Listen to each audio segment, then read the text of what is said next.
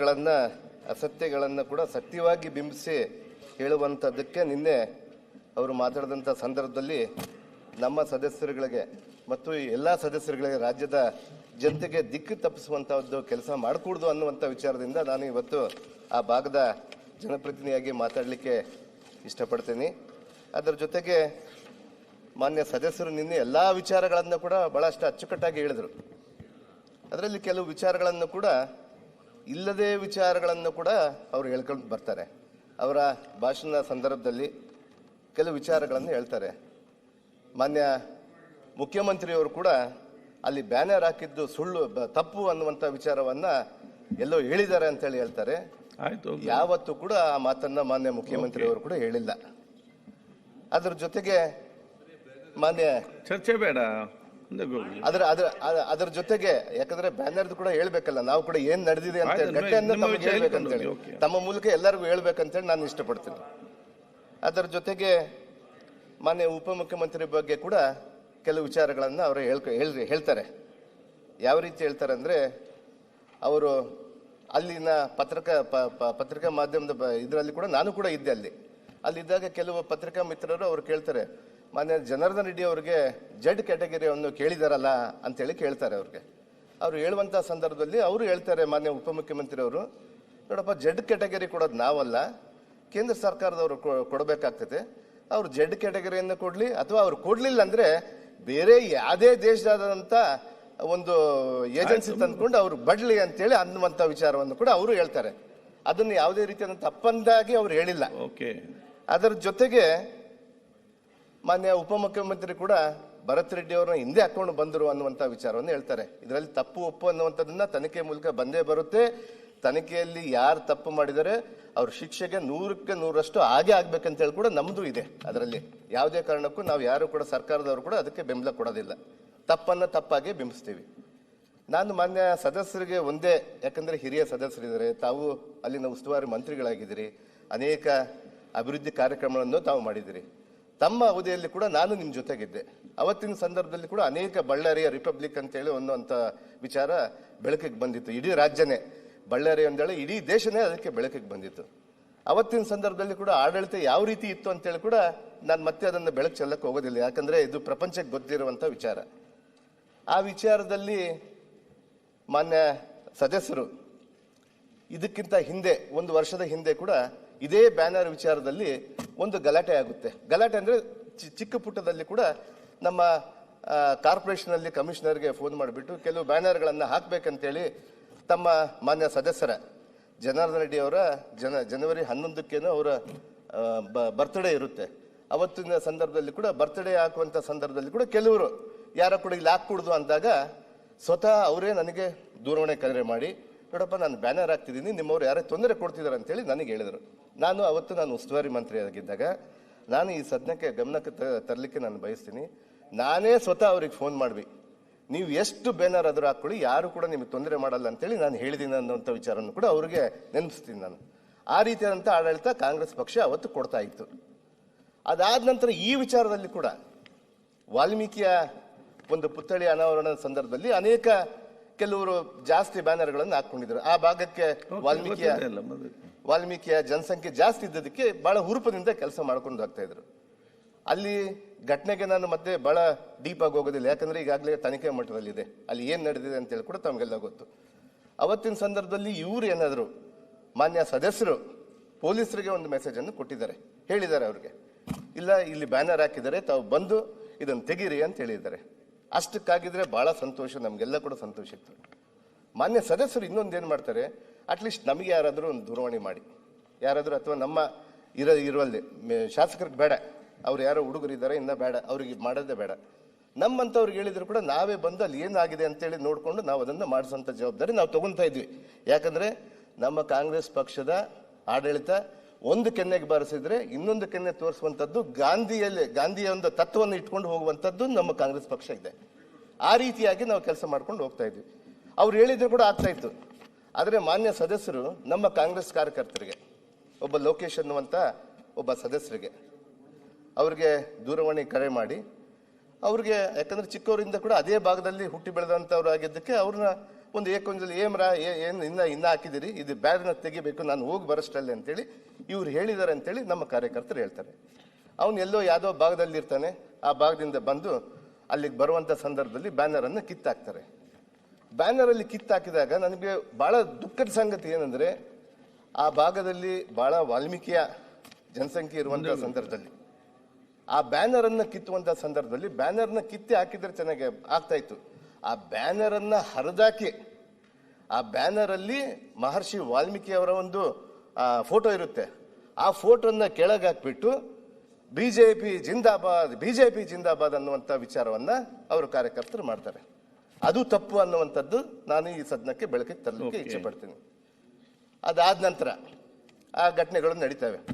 ಇವತ್ತು ನಮ್ಮ ಆಡಳಿತ, ಕಾಂಗ್ರೆಸ್ನ ಆಡಳಿತ ಬಹಳ ದುರಾಡಳಿತದಿಂದ ಹೊಂದಿದೆ ಅಂತೇಳಿ ಹೇಳ್ತಾರೆ. ಆದರೆ ಅವತ್ತು ನಮ್ಮ ಗೃಹ ಮಂತ್ರಿಗಳು ಇಲ್ಲೇ ಇದ್ದಾರೆ, ಇವರು ದೂರವಾಣಿ ಕರೆ ಮಾಡ್ತಾರೆ. ಮಾನ್ಯ ಮುಖ್ಯಮಂತ್ರಿಯವರು ಕೂಡ ನನಗೂ ಕರೆ ಮಾಡಿ ಅಲ್ಲಿ ಏನು ಸಂದರ್ಭ ನಡೆದಿದೆ ಅಂತೇಳಿ ಕೂಡ ನೋಡು ಅಂತ ಹೇಳ್ತಾರೆ. ಅವತ್ತು ನಾವು ಕೂಡ SP IG ಅವರು ಕೂಡ ಹೇಳ್ತೀವಿ. ತಕ್ಷಣವೇ ಅಲ್ಲಿರುವಂಥ ಘಟನೆಗೆ ಅಲ್ಲಿ ಮೆನ್ನನ್ನು ಕಳಿಸ್ಕೊಡ್ತೀವಿ. ನಮ್ಮ ಪೊಲೀಸರು, ಬಳ್ಳಾರಿಯ ಪೊಲೀಸರು ಕೂಡ ಸಮರ್ಥವಾಗಿ ಅಲ್ಲಿ ಆ ಘಟನೆಯನ್ನು ತಡಿಬೇಕಂತೇಳಿ ಭಾಳ ಪ್ರಯತ್ನ ಮಾಡ್ತಾರೆ. ಆದರೆ ಗುಂಪು ಎರಡೂ ಕಡೆಗೆ ಗುಂಪುಗಾರಿಕೆ ಆಗಿಬಿಡುತ್ತೆ. ಜನಸಂಖ್ಯೆ ಹೆಂಗಂದ್ರೆ ಅಲ್ಲಿ ಭಾಳ ಒಂದು ಸ್ಲಮ್ ಏರಿಯಾ ಥರ ಒಂದು ಗಲಾಟೆ ಅಂದರೆ ಭಾಳ ಇಂಟ್ರೆಸ್ಟಿಂದ ನೋಡ್ಲಿಕ್ಕೆ ಬಂದ್ಬಿಡ್ತಾರೆ. ಗಲಾಟೆ ಆಗಿರೋದು ಇಬ್ಬರದಾದ್ರೆ ಅಲ್ಲಿ ಸುಮಾರು ಒಂದು 10,000 ಜನ ನೋಡ್ಲಿಕ್ಕೆ ಬಂದ್ಬಿಡ್ತಾರೆ. ನೋಡಕ್ ಬಂದವರು ದೊಣ್ಣೆಗಳು ಕಲ್ಲುಗಳು ಇಟ್ಕೊಂಡು ಹೊಡೆದಾಡ್ಕೊಂಡು ಬಿಡ್ತಾರೆ. ಆ ಸಂದರ್ಭ ಚದುರಿಸ್ಲಿಕ್ಕೆ ನಮ್ಮ ಪೊಲೀಸರ ಕಡೆಯಿಂದ ಸ್ವಲ್ಪ ಎಡವಿರ್ತಾರೆ. ಅಲ್ಲಿ ಅಂದ್ರೆ ಎಡವಿತಾರೆ ಅಂದ್ರೆ ಅವ್ರು ಪ್ರಯತ್ನ ಪಡ್ತಾರೆ. ಬಹಳಷ್ಟು ಅವರ ಆ ಸಂದರ್ಭದಲ್ಲಿ ಬಹಳಷ್ಟು ನಮ್ಮ ಪೊಲೀಸರಿಗೆ ಗಾಯ ಆಗುತ್ತೆ. ಕಲ್ಲೇಟುಗಳು ಈ ಕಡೆ ಆ ಕಡೆ ಬರ್ತಾ ಇದ್ರೆ ಯಾರು ಕಲ್ಲೇಟು ಬರುತ್ತೆ, ಯಾರ್ದು ಬರುತ್ತೆ ಅನ್ನುವಂಥ ವಿಚಾರವನ್ನು ಗೊತ್ತಾಗಲ್ಲ. ಆದರೆ ಮಾನ್ಯ ಸದಸ್ಯರು ಗಂಭೀರವಾಗಿ ಈ ಸರ್ಕಾರದ ನಮ್ಮ ಸರ್ಕಾರ ಇವತ್ತು ಏನು ಮಾಡ್ತಾ ಇದೆ ಇದನ್ನ ಗಂಭೀರವಾಗಿ ದುರಾಡಳಿತ ಅನ್ನುವಂಥ ವಿಚಾರವನ್ನು ಹೇಳ್ತಾರಲ್ಲ, ಅದನ್ನ ಹೇಳಬಾರ್ದು ಅನ್ನುವಂಥ ವಿಚಾರದ ನನ್ನ ಮನವಿ ಇದೆ.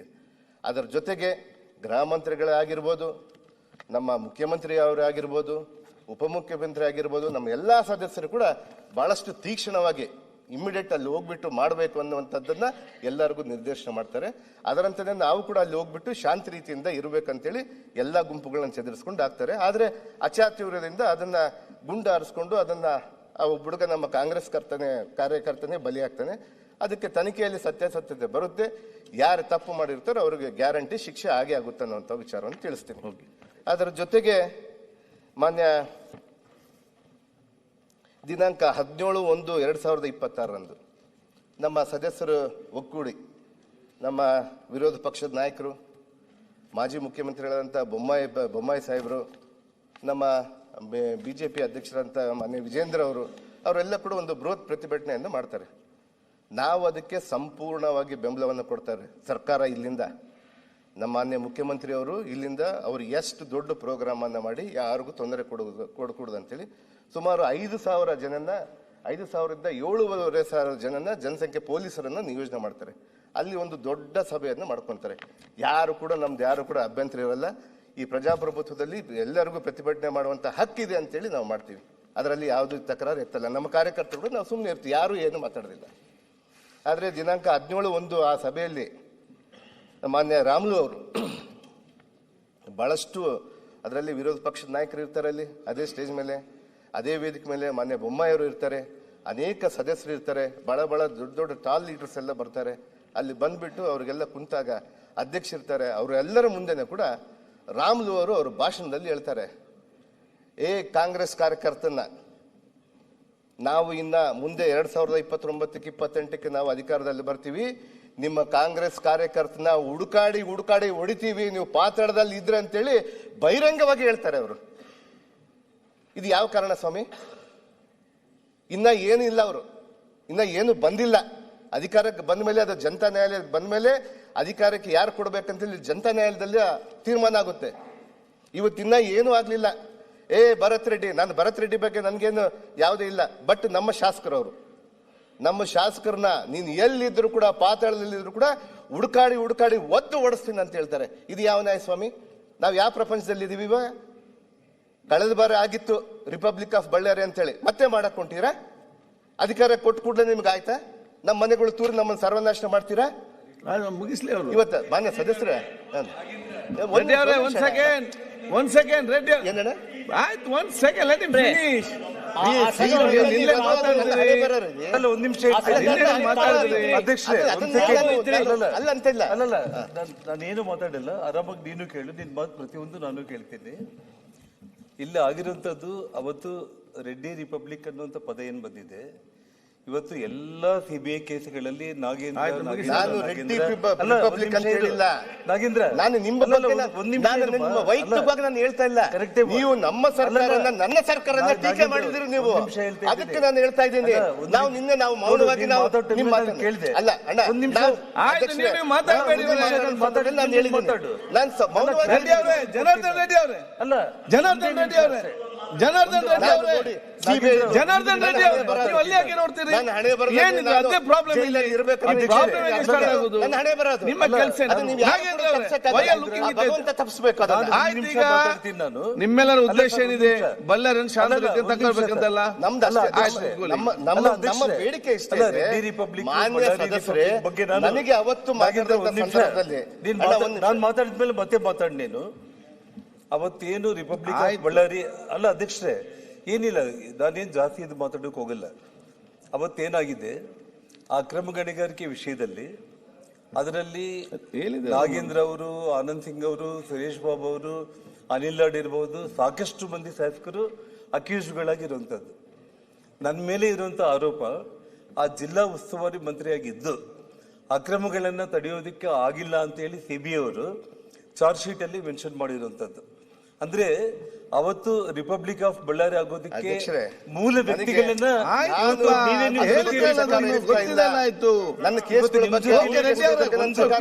ಎರಡನೇದು ಬೆಳಕಿಗೆ ಚೆಲ್ತಾ ಇದ್ದೀನಿ. ರಾಜ್ಯದ ಜನತೆ ಈ ಸದನದಿಂದ ತಪ್ಪು ಮಾಹಿತಿ. ಒಂದು ನಿಮಿಷ ಇದು, ಮಾನ್ಯ ಮುಖ್ಯಮಂತ್ರಿ ಅವರು ಒಂದು ನಿಮಿಷ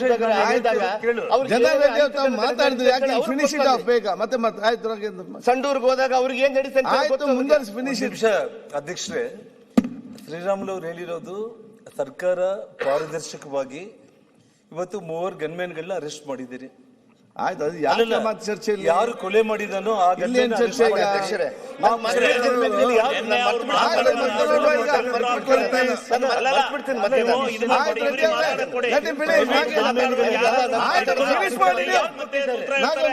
ಅಲ್ಲ, ಪ್ರೈವೇಟ್ ಗನ್ಮ್ಯಾನ್ಗಳು ಚರ್ಚೆ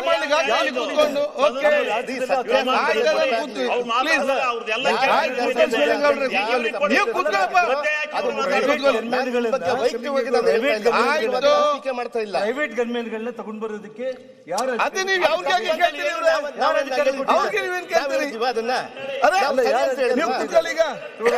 ಕಾಂಗ್ರೆಸ್ ಕಾರ್ಯಕರ್ತ ಕೊಲೆಯಾಗಿದ್ದಾರೆ, ಕೊಲೆ ಮಾಡಿದ್ದಾನೆ. ಆ ಕೊಲೆ ಮಾಡಿದಾಗ ಆ ಗನ್ಮ್ಯಾನ್ ಯಾರು ಇಟ್ಕೊಂಡಿದ್ದಾರೆ? ಮತ್ತೆ ತನಿಖೆ ಆಗ್ತದೆ, ಮತ್ತೆ ನೋಡುವ.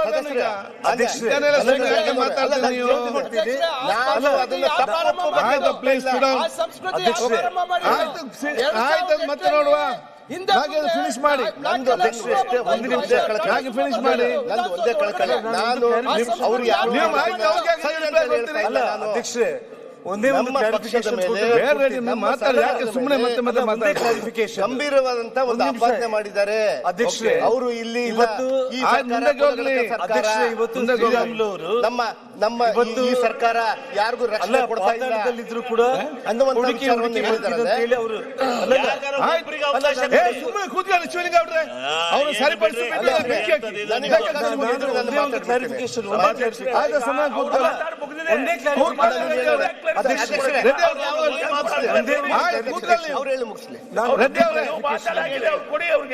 ಅಲ್ಲ, ನಾಗೇಂದ್ರ ಅವರು ಇದು ಮಾಡಿದ್ರೆ ನಿಮ್ಮ ಇಲ್ಲಿ ಬೇರೆ. ಅಧ್ಯಕ್ಷರೇ, ಶ್ರೀರಾಮುಲು ಅವರು ಪಾತಾಳದಲ್ಲಿದ್ರು ಕೂಡ ಭರತ್ ರೆಡ್ಡಿ ಅವರನ್ನ ಹುಡುಕಿ ಹೊಡಿತೀನಿ ಅಂತ ಹೇಳಿಲ್ಲ.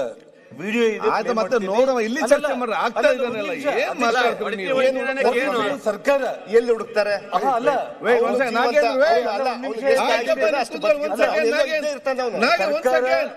ಸರ್ಕಾರ ಇನ್ವೆಸ್ಟಿಗೇಷನ್ ಮಾಡಿ ಭರತ್ ರೆಡ್ಡಿನ ಬಂಧನ ಮಾಡದೆ ಹೋದ ಪಕ್ಷದಲ್ಲಿ, ಯಾಕಂದ್ರೆ ಭರತ್ ರೆಡ್ಡಿ ಗನ್ಮ್ಯಾನ್ಗಳೇ ಕೊಲೆ ಮಾಡಿರೋ ಕಾರಣ ಭರತ್ ರೆಡ್ಡಿನ ಅರೆಸ್ಟ್ ಮಾಡಿಲ್ಲ ಇದುವರೆಗೂ ಕೂಡ.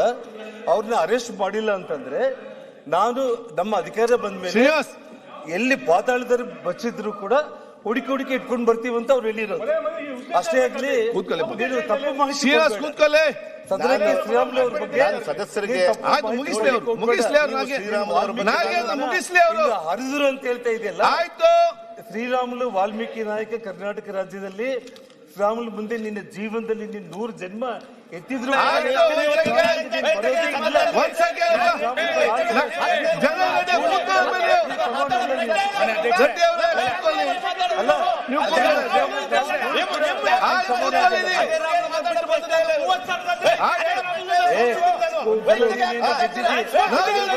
ಮಾಡ್ತಾ ಇದ್ದೆ. ನಾಳೆ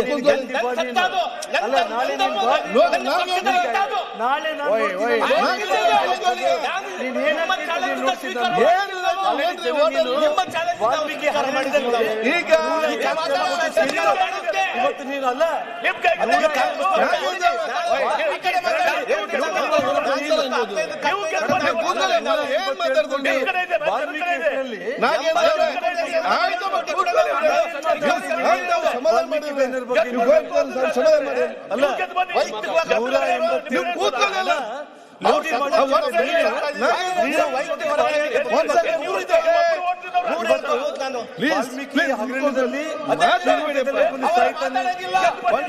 ವಾಲ್ಮೀಕಿ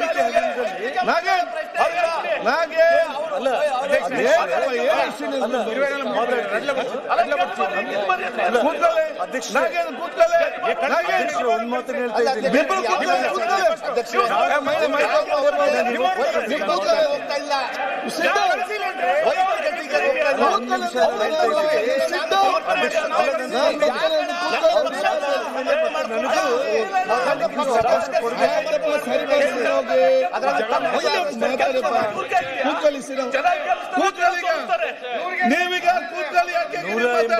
ಕೋಟಿ ವಾಲ್ಮೀಕಿ ಲೂಟಿ ಮಾಡಿರೋದು ಅಲ್ಲ, 180 ಲೂಟಿ ಮಾಡಿರೋದು. 180 ಲೂಟಿ ಮಾಡಿರೋದು. ಇವತ್ತು ನನ್ನ ಮೇಲೆ ಸಿಬಿಐ ಕೇಸ್ಗಳು ಆಗೋದಕ್ಕೆಲ್ಲ ಇವತ್ತೇನ್ ಮಾತಾಡ್ತಾನೆ? ಅಲ್ಲ, ಅವನು ಬರೆದ್ರೆ ಜಬರ್ದಸ್ತ್ ಕೊಡೋದಕ್ಕೆ ಒಂದ್ ಸೆಕೆಂಡ್ ಅಲ್ಲೊಂದು ಸಮಾಧಾನ ಮಾಡಿಬಿಟ್ಟು ನೀ ಇಲಾಖೆ ಮಾತಾಡ್ತೀವಿ. ನಮ್ಮ ಕಾಂಗ್ರೆಸ್ ಪಕ್ಷ ಇದು, ಭರತ್ ರೆಡ್ಡಿ ಅಲ್ಲ ಇಲ್ಲಿ. ಅದೇ ಸಮಾಧಾನ ಮಾಡಿ ನನಗೆ ಭರತ್ ರೆಡ್ಡಿ ಜನಾರ್ದನ್ ರೆಡ್ಡಿ ಅವರೇ,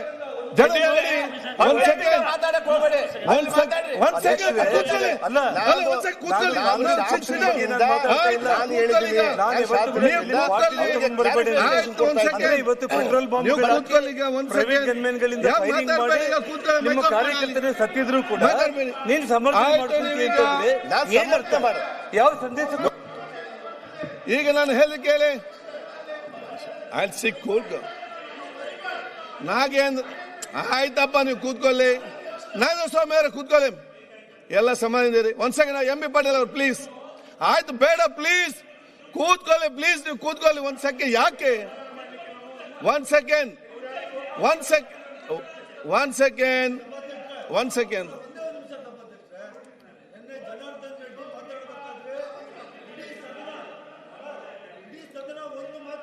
ಎಂ ಬಿ ಪಾಟೀಲ್ ಅವರೇ, ಒಂದ್ ಸೆಕೆಂಡ್ ಕೂತ್ಕೊಳ್ಳಿ. ಒಂದ್ಸ ಕೂತ್ಕೊಳ್ಳಿ.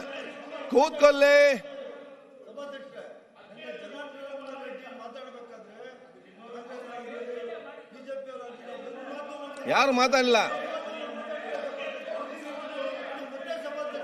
ಎಂ ಬಿ ಪಾಟೀಲ್, ಸುನೀಲ್ ಯಾರು ಕುಲ್ಲಲ್ಲಿರ್ಬೋದು ಏನೇನು ಅತ್ತ ನೀವು ಕುಲ್ತ ಮಲ್ಲ. ಈಗ ಆಯ್ತಪ್ಪ, ಒಂದ್ಸರಿ ಮಧ್ಯಮ ಕೂತ್ಕೊಳ್ಳಿ. ಯು ಆರ್ ರೆಸ್ಪಾನ್ಸಿಬಲ್ ಪರ್ಸನ್ ಈ ಅಸೆಂಬ್ಲಿಯಲ್ಲಿ. ನೀವು ಗಂಟೆ ಕಡಿಮೆ ಹಾಕ್ಬೇಕು, ಜಾಸ್ತಿ ಆಯ್ತು. ಕೂತ್ಕೊಳ್ಳಿ. ಈಗ ಒಂದ್ ಸೆಕೆಂಡ್ ನಾಗೇಂದ್ರ, ಒಂದ್ ಸೆಕೆಂಡ್. ಎಲ್ಲರಿಗೂ ಕೂಡ ಗೊತ್ತಿದೆ ಅವರು ಮಾತಾಡೋ ಯಾರು ಕೂಡ ಮಾತಾಡಲಿಲ್ಲ ಅಂತ ಹೇಳಿ. ನಾನು ಮತ್ತೆ ಹೇಳ್ತೇನೆ, ನಿನ್ನೆ ತಾವೆಲ್ಲ ಕೂಡ ವಿಚಾರ ಮಾತಾಡಿದ್ದೀರಿ.